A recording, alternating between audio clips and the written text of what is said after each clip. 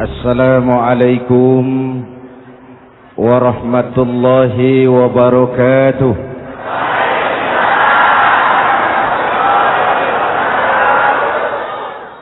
Alhamdulillah wassalatu wassalamu ala Rasulillah Sayyidina Muhammad ibn Abdullah wa ala alihi wa sahbihi wa mawalah, amma ba'du.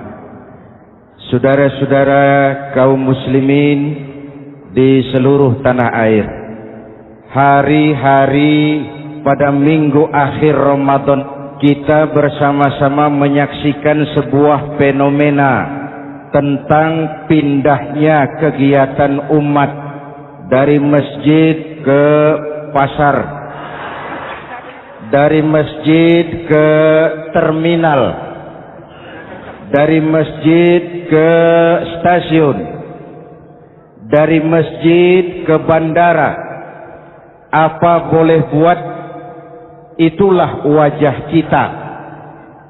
Bahwa lebaran artinya mudik, bahwa lebaran artinya baju baru dan makanan. Lebaran berbeda dengan Idul Fitri. Lebaran adalah tradisi yang setiap kita boleh ikutan. Siapa saja boleh ikut lebaran, tapi tidak tiap orang bisa merayakan Idul Fitri. Mau puasa atau tidak puasa, boleh lebaran. Tidak dilarang sama petugas keamanan. Mau ibadah Ramadan atau tidak melaksanakan ibadah Ramadan, boleh ikut lebaran. Tapi tidak berarti merayakan Idul Fitri, karena selalu ada kos dari apa saja yang kita lakukan. Saya mau cerita, mau dengar nggak? Ada dokter gigi, dokter baru. Satu sore praktek, pasiennya 4 orang nunggu duduk jejeran. Dipanggil pasien pertama, diperiksa, berlubang giginya, dicabut tanpa dibius. Namanya dokter baru. Pasien ini teriak, aduh sakit dok, tidak kuat, sakit. Teriakannya keras sekali. Pasien yang 3 orang yang nunggu gemeter, lari semua. Selesai dicabut, diobati, selesai, tanya, sudah selesai dok? Sudah mas. Berapa biayanya? 200.000. Loh, biasanya kan 50.000, kok 200.000? Biasanya sih memang 50.000, tapi siapa suruh kau teriak? Yang 3 lari.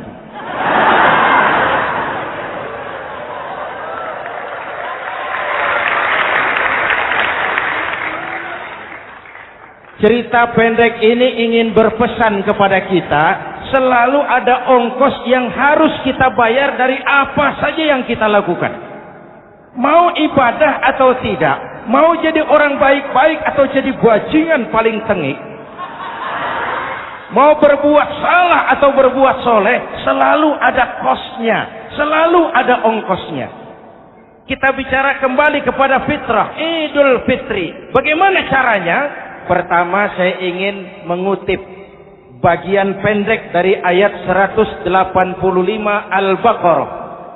Walitukmilul iddata walitukabbirullaha ala ma hadakum wala'allakum tashkurun. Ada 4 hal dari cuplikan ayat pendek ini. Pertama, walitukmilul iddata, hendaknya engkau sempurnakan jumlah bilangan hari puasamu. Berpuasa sebulan penuh. Sebulan penuh itu bisa 29, bisa 30. Pak, kalau beda pendapat bagaimana? Ada yang lebaran tanggal 5, ada yang lebaran tanggal 6. Hadirin, bagi yang punya kemampuan berijtihad, silahkan melakukan ru'yatul hilal. Bagi yang tidak, lebih aman ikut pesan Nabi. Apa pesan Nabi? Fa iza ikhtalaftum fa alaikum bisawadil a'zam ma'al haqqi wa ahlihi. Kalau kamu berbeda pendapat, ikut golongan terbanyak yang benar dan ahlinya. Jadi walaupun banyak, kalau tidak benar dan bukan ahlinya, nggak usah ikutin. Banyak benar dan ahlinya. Contoh, 100 insinyur berbeda pendapat dengan 10 kiai tentang doa kunut. Yang diikuti pasti 10 kiai, bukan 100 insinyur. Betul? Atau sebaliknya, 10 insinyur berbeda dengan 100 kiai tentang konstruksi jembatan. Yang diikuti tentu 10 insinyur, benar dan ahlinya. Maka yang paling aman, kita punya Departemen Agama. Departemen Agama punya ahli dari MUI, dari Nahdlatul Ulama, dari Muhammadiyah, dari Al-Wasliyah, dari Syarikat Islam, dikumpulkan melakukan ru'yatul hilal. Yang paling aman, dengerin saja pengumuman Departemen Agama.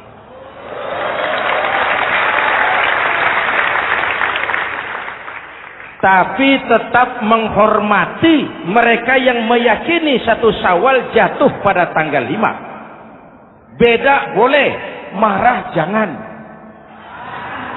Jelas? Saudara boleh suka tempe, tapi jangan menghina orang yang tidak suka tempe. Saudara boleh senang tahu, tapi jangan ngenyek karo wong yang senang tahu.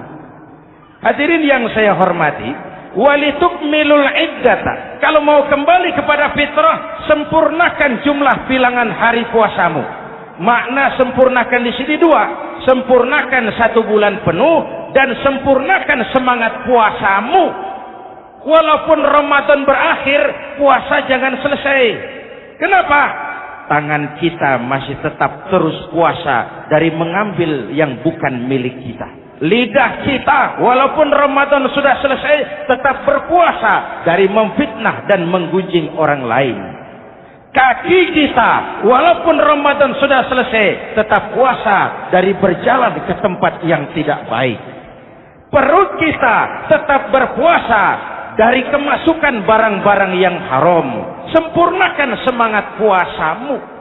Sikap disiplin, sikap jujur, merasakan kehadiran Allah dekat dalam hidup. Nih, contoh ringan. Tadi waktu asar dan zuhur, saudara sholat apa tidak? Sholat. Waktu sebelum sholat kan berwudu. Ketika berwudu kan berkemur. Umpama waktu berkemur itu saudara korupsi, sedikit saja airnya saudara minum, saya yakin jangankan petugas keamanan, teman wudhu sebelah pun tidak akan tahu kalau waktu berkemur saudara korupsi. Kalau selesai Ramadan ini diterjemahkan, insya Allah negara kita bersih, berkurang korupsinya. Hadirin yang saya cintai, saya kembali kepada pesan Al-Baqarah 185 tadi. Walitukmilul iddata. Sempurnakan jumlah bilangan hari puasamu. Puasa sebulan penuh dan kemudian lanjutkan semangat Ramadan. Disiplin, merasakan diri di bawah pengawasan Allah. Sekarang ini Allah ditekan. Kita iman dalam ucapan tapi sekuler dalam perbuatan. Tuhan cuma ada di masjid. Di kantor Tuhan hilang, maka korupsi merajalela. Tuhan cuma ada di masjid. Di pasar Tuhan hilang, maka timbangan tetap curang. Iman dalam ucapan tapi sekuler dalam perbuatan. Kalau jiwa dan semangat Ramadan kita bisa terapkan, insya Allah korupsi akan berkurang.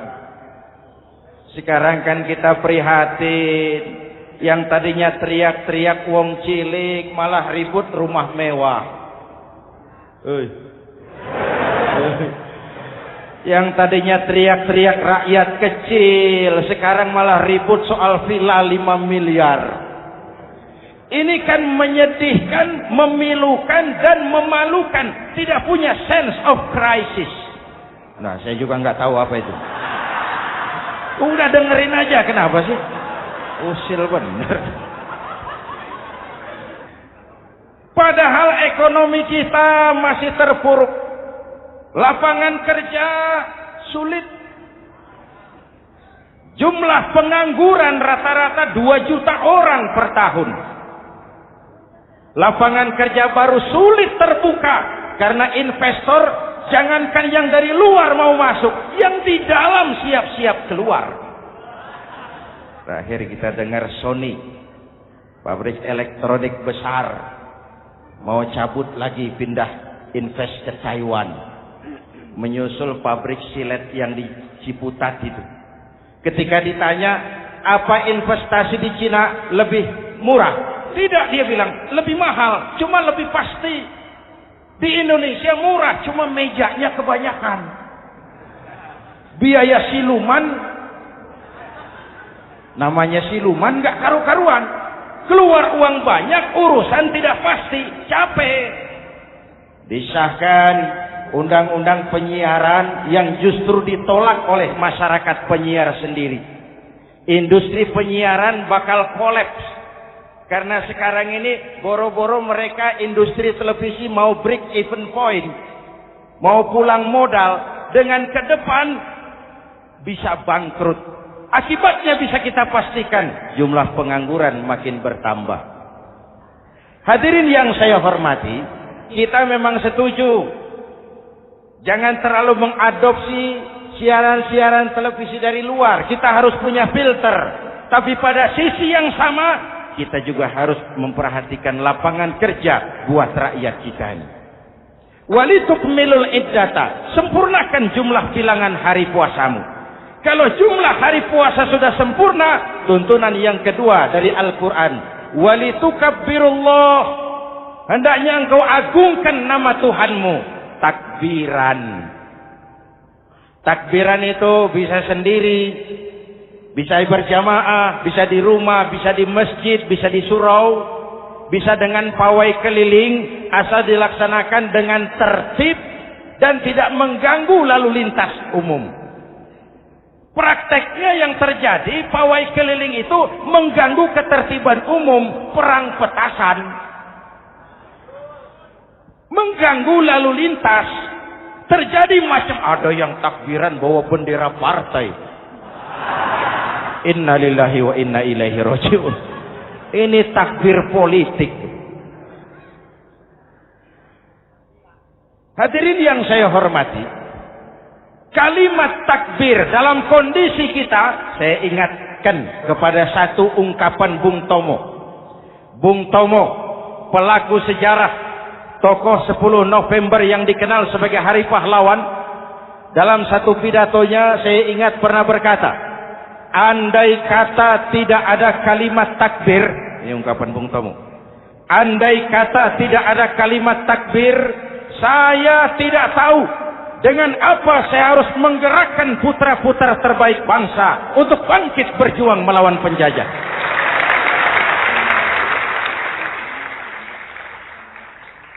Ketika Allahu Akbar, itu londo, kelihatannya kecil, meriam nggak meleduk. Dahulu orang-orang tua kita cuma ada 2 kata, merdeka atau mati. Tidak berpikir nanti kalau menang dan merdeka saya jadi wali kota di mana.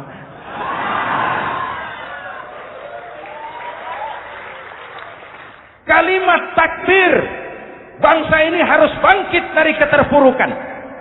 Bangsa ini harus bangkit mengejar ketinggalan-ketinggalannya. Bangsa ini tidak boleh terpuruk terus. Dan semangat takbir harus menjiwai kita. Tidak ada capek dalam perjuangan.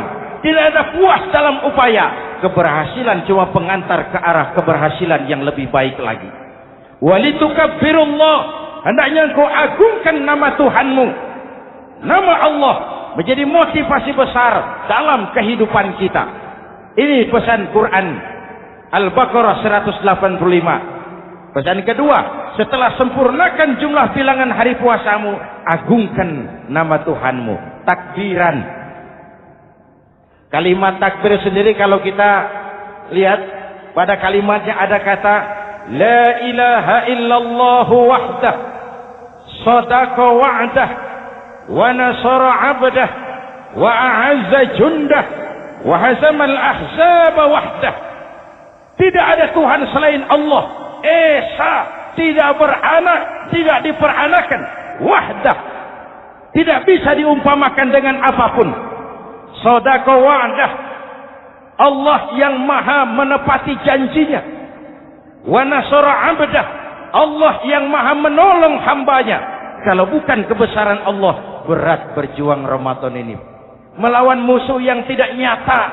Puasa itu kalau olahraga golf. Benar Pak, kalau tinju lawannya kelihatan. Betul. Sepak bola musuh kelihatan. Bulu tangkis kelihatan. Golf siapa musuhnya?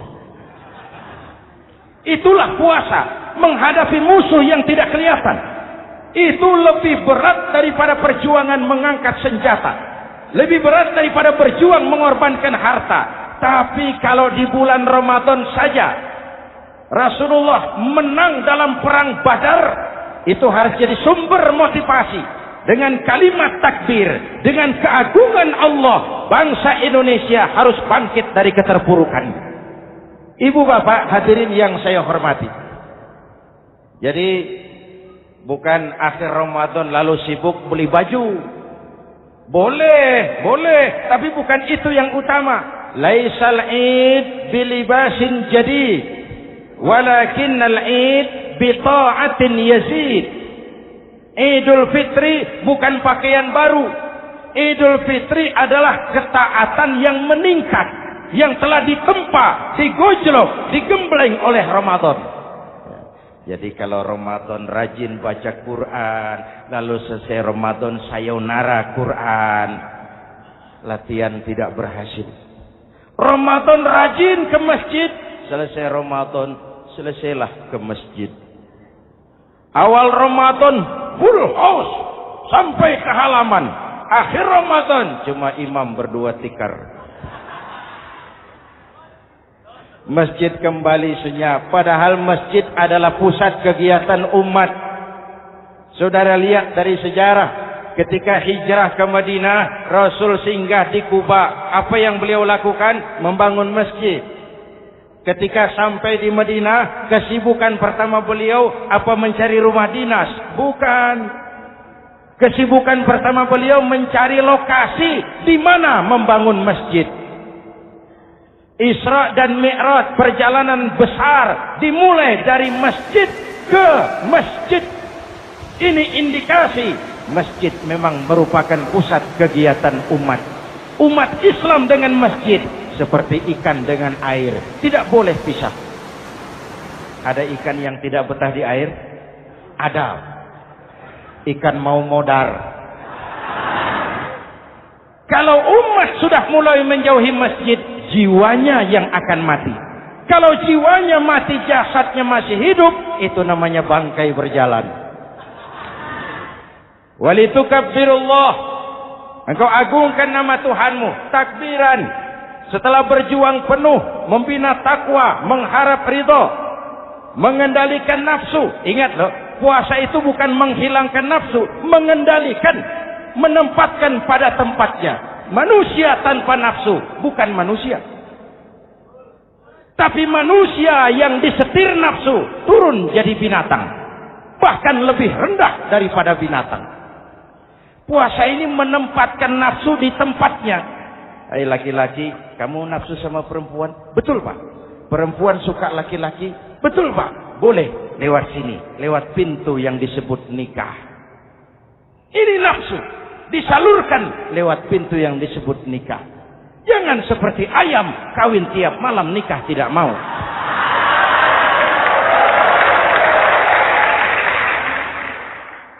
Hai manusia, nafsu kepada materi, kepengen kaya? Iya Pak. Boleh. Usaha yang halal, jual beli yang halal. Wa ahallallahu al-bai'a wa harrama riba. Allah halalkan jual beli. Jangan ingin kaya lalu makan renten, ingin kaya lalu korupsi, ingin kaya lalu buka peternakan tuyul. Manusia ingin berkuasa, boleh, tapi tetap punya etika dan moral. Jangan ingin berkuasa lalu fitnah, ingin berkuasa lalu mengadu domba orang, ingin berkuasa lalu menghalalkan segala cara. Kuasa menempatkan nafsu pada tempatnya. Manusia yang dikendalikan nafsu lebih puas daripada binatang.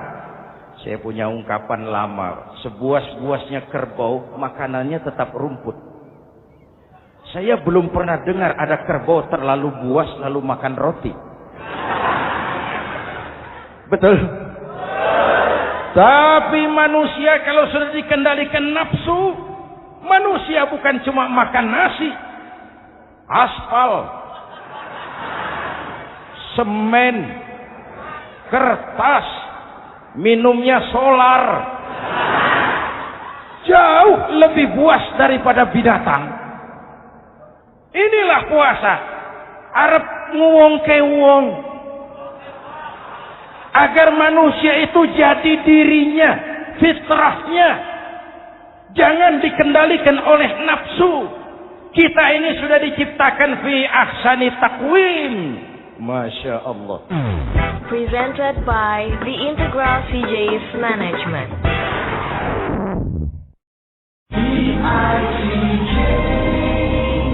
Hadirin, yang ketiga pesan Al-Baqarah 185 tadi. Setelah sempurna jumlah bilangan hari puasa, lalu mengumandangkan takbir, membayar zakat fitrah. Kenapa itu kita lakukan? Mengagungkan nama Allah. Ala ma hadakum. Agungkan nama Allah yang telah memberikan hidayahnya kepadamu. Masya Allah nih, hidayah. Kita bersyukur. Hidayah ini hak prerogatif Allah. Diberikan kepada siapa saja yang dikehendaki oleh Allah.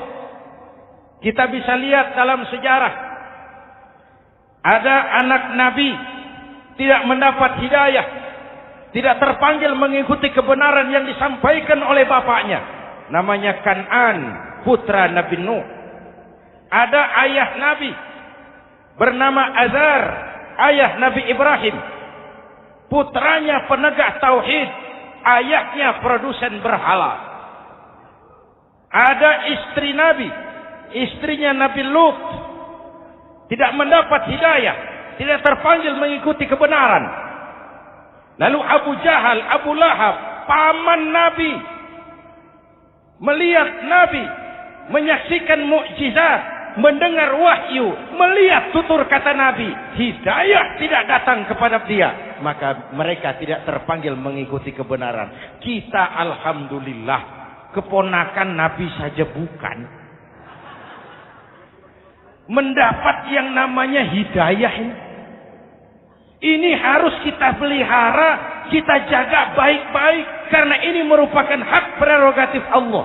Yahdi man yasha, diberikan kepada siapa saja yang dikehendakinya. Hadirin, sembari kita mengambil pelajaran tentang Kan'an yang tidak dapat, putra Nabi Nuh. Ini saya ngambil bagian cerita sejarah. Masih mau dengar? Nabi Nuh diberi umur 950 tahun. Berdakwah sepanjang hidup. 800 tahun beliau dakwah. Dapat pengikut tidak lebih 80 orang. Rata-rata 10 tahun satu. Yang dihadapi ini umat yang kurang ajar, bandel, bajingan, tengik. Kalau diceramahi, telinganya ditutup dengan tangannya. Ini saking kurang ajarnya ini umat. Diberikan dakwah, telinganya ditutup dengan tangan. Nabi Nuh ketika di puncak kesabarannya munajat, ya Rabb, bagaimana Nuh? Siang malam saya berdakwah kepada umat ini. Saya sampaikan risalahmu, saya canangkan seruanmu, saya sampaikan ajaranmu. Inni da'autu qaumi lailan wa nahara. Siang malam saya berdakwah kepada umat. Wa inni kullama da'autuhum ja'alu asabi'ahum fi adhanihim. Tiap kali saya sampaikan dakwah kepada mereka, mereka tutup telinganya dengan tangannya. Saya tidak sanggup menghadapi umat seperti ini, ya Allah. Habis mau kamu bagaimana, no? Sikat saja sudah semua ini. Bikin mati saja. Nanti kalau punya anak, anaknya kafir lagi. Lebih baik bapak moyangnya, mbah-mbahnya sikat semua. Rabbi la tazar 'alal ardi minal kafirina dayyara. Jangan disisakan orang kafir. Habisin semua. Itu mau kamu? Iya. Buat kapal Nuh, nanti aku turunkan banjir. Dengan apa saya membuat kapal, ya Rabb? Pakai kayu, Nuh. Kayunya dari mana, ya Rabb? Dari pohon tentu. Pohonnya belum ada, ya Rabb. Tanam dulu, Nuh. Membuat kapal, kayunya nanam pohon dulu. Apa artinya? Perjuangan bukan simsalabim abragedabra. Perjuangan bukan makan lombok, ini hari dimakan, ini hari pedas. Perjuangan itu proses. Ada keringat, ada air mata, ada darah, tempo-tempo nyawa. Itulah perjuangan. Sudah pohon ditebang, buatkan kapal di tengah kampung. Umat unjuk rasa lagi. Nuh makin gila. Bikin kapal di tengah kampung, mau belayar kemana? Selesai Nuh, selesai ya Rabb. Naik. Orang-orang yang beriman bersamamu, naik. Binatang serba sepasang, naik. Naik Nuh, naik. Orang beriman, naik. Binatang serba sepasang. Gerimis mulai turun. Setelah kapal semua terisi, Nabi Nuh kontrol. Sudah naik semua? Sudah. Nuh. Mas Bejo, ada? Ada. Bawa painem, naik sudah masuk. Oke, Kan'an anak saya ikut tidak naik kapal. Kami tidak lihat, Nuh. Turun ke bawah. Ada Kan'an. Kami tidak lihat, Nuh. Naik ke atas Purita. Kelihatan Kan'an tidak ikut naik kapal. Kumpul bersama orang kafir di daratan. Inilah potret kehidupan. Kumpul dengan orang-orang kafir. Berapa banyak anak-anak kita tidak mau ikut orang tuanya ke masjid, kumpul dengan orang-orang kafir di tempat maksiat. Nuh karena sayang kepada anak, dari atas kapal memanggil, ya bunayyarkam ma'ana. Ya, ini bahasa orang manggil, Pak. Kan'an, kesini nak, naik kapal sama papi. Ini terjemahan bebas. Jawab Kan'an di bawah, tidak mau Pak, saya di sini saja. Jangan nak, Allah sedang murka, akan turun banjir. Kalau datang banjir Papa, sa'awi ila jabalin ya'simuni minal ma'. Saya akan naik ke gunung tinggi yang bisa menyelamatkan saya dari banjir. Kan'an naik ke gunung tinggi, gunung pun tenggelam dihantam banjir. Dalam puncak kepedihan, Nabi Nuh akhirnya sadar. Ya Allah, kalau orang kafir tenggelam, memang saya yang minta. Tapi Kan'an kan anak saya. Nuh, anggap Kan'an bukan anakmu. Wa innahu amalun ghairu salih. Nuh sadar, akhirnya bilang, ana urid, wa anta turid, wallahu fa'alun lima yurid. Aku punya kemauan. Kau Kan'an punya kemauan, Allah juga punya kemauan. Kemauan Allah lah yang akhirnya jadi kenyataan. Nah, sekarang juga kita ngadepi musim banjir. Bukan banjir air saja, banjir peradaban-peradaban yang masuk ke negeri kita. Banjir maksiat, banjir munkarot.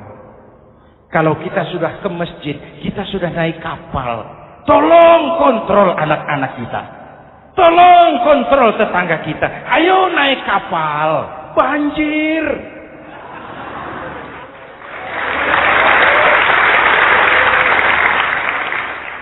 Ditutup ayat ini dengan wala'allakum tashkurun. Atas hidayah yang diberikan kepada kita, kita bisa melaksanakan ibadah Ramadan, bisa takbiran, dan diakhiri dengan ungkapan tasyakkur. Tasyakkur dan tafakkur. Mensyukuri nikmat. Saya berulang kali mengingatkan, nikmat bisa berubah menjadi azab kalau kita tidak pandai mensyukurinya. Bayangkan Pak, tahun 87-an kita itu jadi negara yang bersuasembada pangan. Beras kita cukup untuk rakyat kita. Sekarang kita jadi pengimpor beras terbesar. Kita beli beras ke Vietnam, kita beli beras ke Thailand, ke negara-negara yang lebih kecil dari kita. Kenapa? Karena sawah kita tanami gedung dan beton. La in syakartum la azidannakum wa la in kafartum inna azabi lasyadid. Kalau kamu bersyukur, aku tambah nikmat. Kalau kamu ingkar, tidak pandai bersyukur, awas, azabku pedih. Maka ungkapan saya, orang kaya bisa masuk surga karena hartanya. Orang kaya bisa masuk neraka juga karena hartanya. Syukur apa tidak syukur? Pejabat bisa masuk surga karena jabatannya. Pejabat banyak yang masuk neraka juga karena jabatannya. Syukur apa tidak syukur?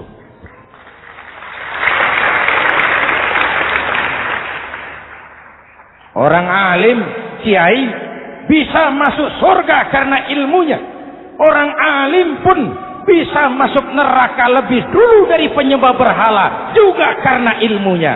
Syukur apa tidak syukur? Kasih jabatan sebagai pemimpin lalu menyadari sayyidul qaumi khadimuhum. Pemimpin suatu umat adalah pelayan bagi umat itu.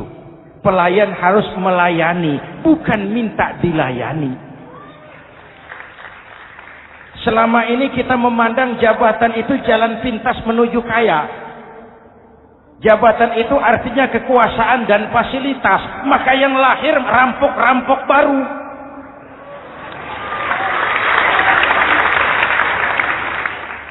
Jabatan adalah alat untuk pengabdian di tengah rakyat yang sedang susah, di tengah negara yang sedang terpuruk. Kita memerlukan pemimpin-pemimpin yang sadar sayyidul qaumi khadimuhum. Pemimpin suatu kaum adalah pelayan bagi kaum itu sendiri. Ibu bapak hadirin yang saya hormati, dengan mensyukuri itu maka makna Idul Fitri meresap kembali kepada fitrah kita sebagai manusia. Fitrah kesucian. Secara sederhana orang gambarkan kembali kepada fitrah seperti bayi baru dilahirkan oleh ibunya. Bersih, suci, tanpa dosa, lantaran sudah dibersihkan oleh ibadah Ramadan. Tapi para ulama khalaf ada yang mengartikan fitrah itu kecenderungan kepada kebajikan. Kecenderungan kepada kebaikan. Itu juga fitrah. Kembali kepada fitrah manusia, kecenderungan untuk berbuat baik. Kita lahir bayi, tidak punya dosa. Betul? Tidak ada dosa warisan dalam Islam. Kalau harta warisan ada, dosa warisan tidak. Karena itu dalam Islam juga tidak ada penebusan dosa. Kalau dosa bisa ditebus dengan uang, tentu Menteri Keuangan nomor 1 masuk surga.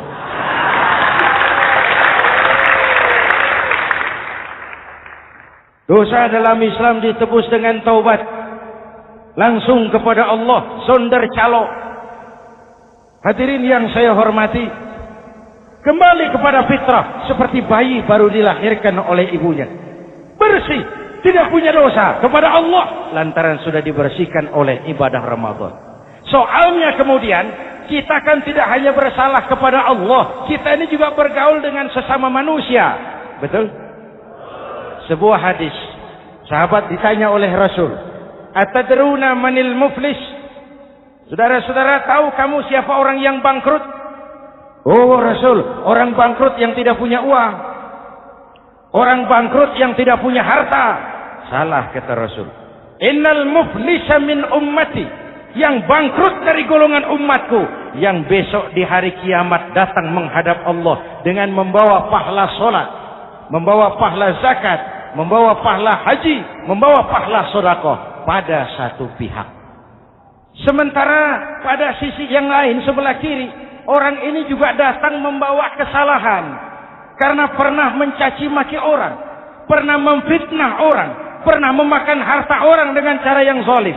Satu sisi bawa kebajikan, sisi lain bawa kesalahan. Kalau ini yang terjadi, bagaimana nasib kita, kata Nabi?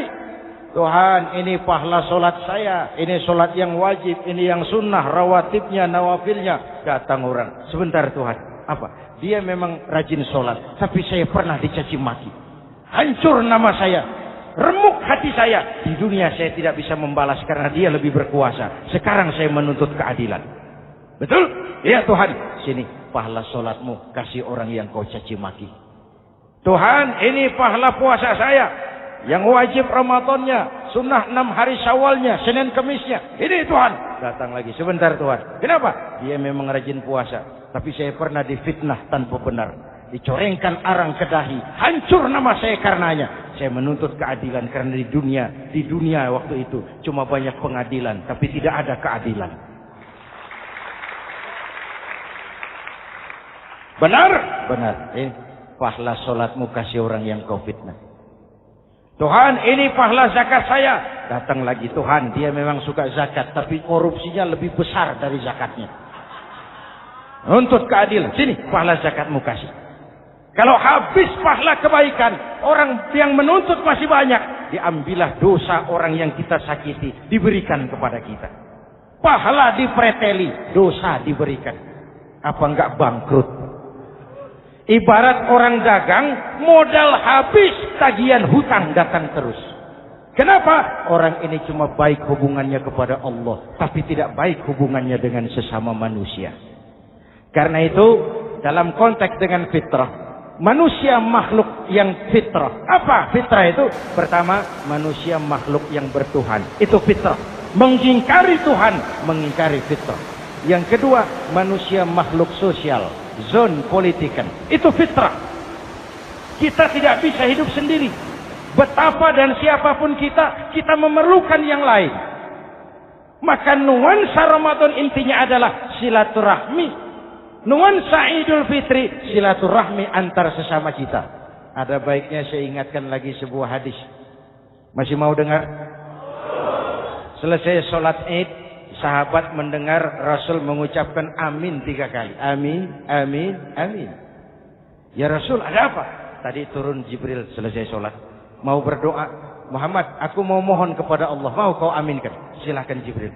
Jibril doa, Rasul amin. Doanya 3 macam permohonan, maka Rasul 3 kali mengucapkan amin.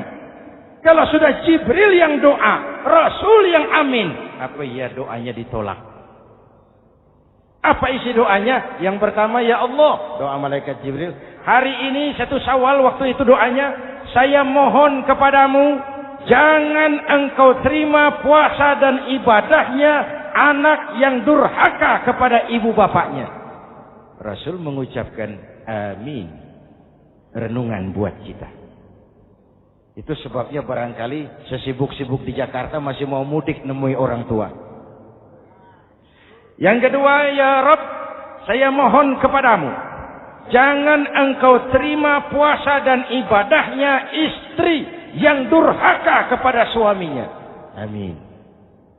Kedengaran, Bu?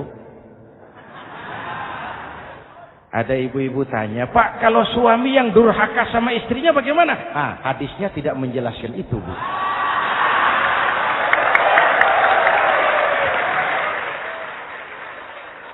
Lo menang sendiri. Yang jelas suami itu presiden rumah tangga, dimintakan tanggung jawab tentang istrinya. Nah, istri swarga manut neraka kadut. Ketika pulang Isra Mi'raj saja Rasul bercerita, aku diperlihatkan neraka. Neraka ya Rasul? Iya. Lalu aku lihat isinya kok kebanyakan perempuan. Perempuan. Laki bagaimana? Laki juga tidak sedikit.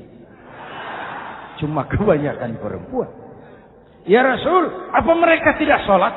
Sholat. Apa mereka tidak ngaji? Rajin mereka sama suaminya. Kenapa banyak mereka di sana? Rasul senyum dan menjawab, hunna yakfurnal asir. Umumnya perempuan kurang bisa terima kasih sama suaminya.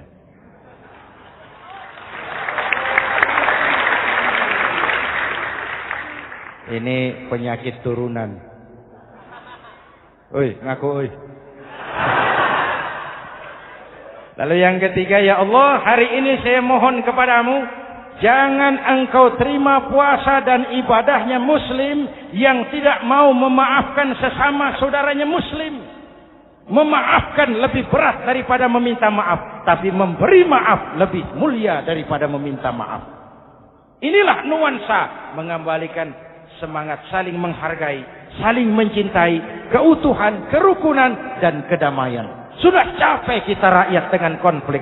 Sudah capek kita dengan mengedepankan perbedaan dan bukan persamaan. Sudah waktunya kita berbeda tapi tetap bergandengan, tetap bersama menyongsong hari esok yang lebih baik. Mintalah ridho ibu bapak, suami kepada istri, istri kepada suami, dan memaafkan sesama saudara muslim sehingga kita benar-benar kembali kepada fitrah. Terima kasih dan mohon maaf, semoga ada manfaatnya. Usikum wa nafsi bitaqwallah. Wassalamualaikum warahmatullahi wabarakatuh.